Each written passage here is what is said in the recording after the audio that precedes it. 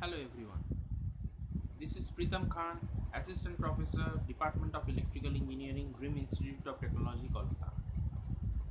Today I am going to give you an overview of the subject Sensors and Transducers, which is an elective course of the BTech curriculum Electrical Engineering of MAKAUT WB.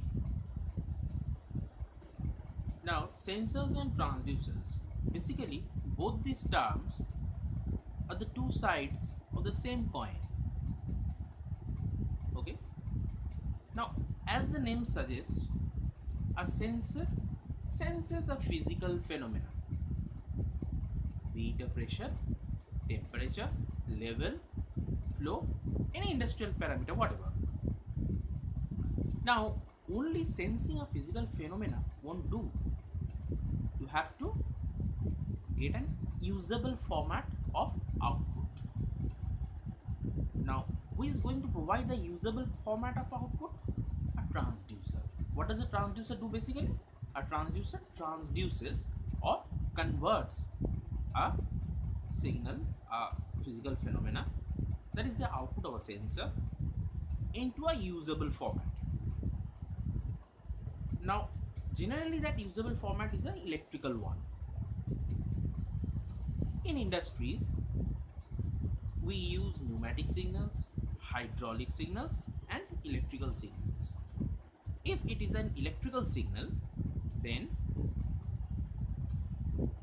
it will be either a 4 to 20 milliampere range current signal, or 1 to 5 volt range voltage signal, or if it is a pneumatic signal, then 3 to 15 psi, that's pound per square inch, or 0.2 to 1 kg per centimeter square, whatever. Now see, whatever sort of signal it is, we are following a range of 1:5 ratio, that is 0.2 to 1 kg per centimeter square, or 4 to 20 milliampere, or 1 to 5 volt.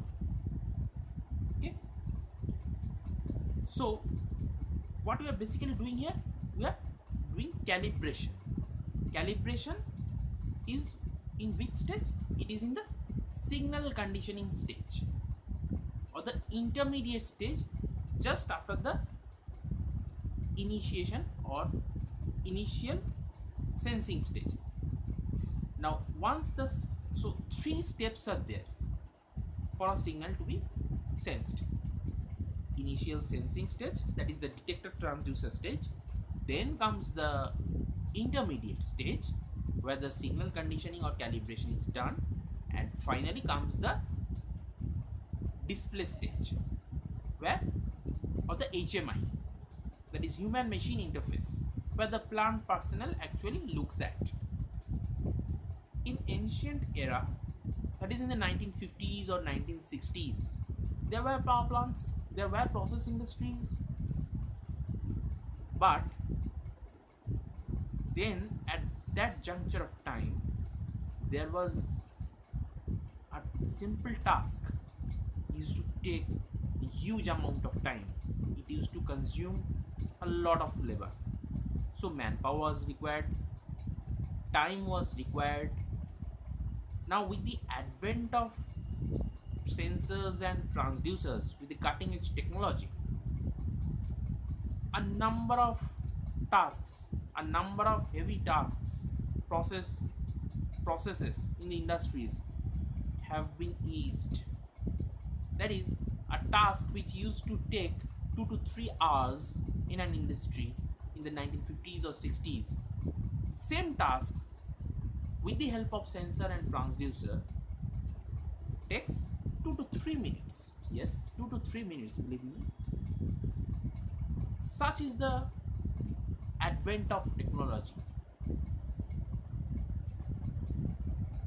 In our college, there is an ID cell, that is Innovation and Entrepreneurship Development Cell in Dream Institute of Technology, where a number of innovative projects are done by the students, and a number of faculties are also involved there.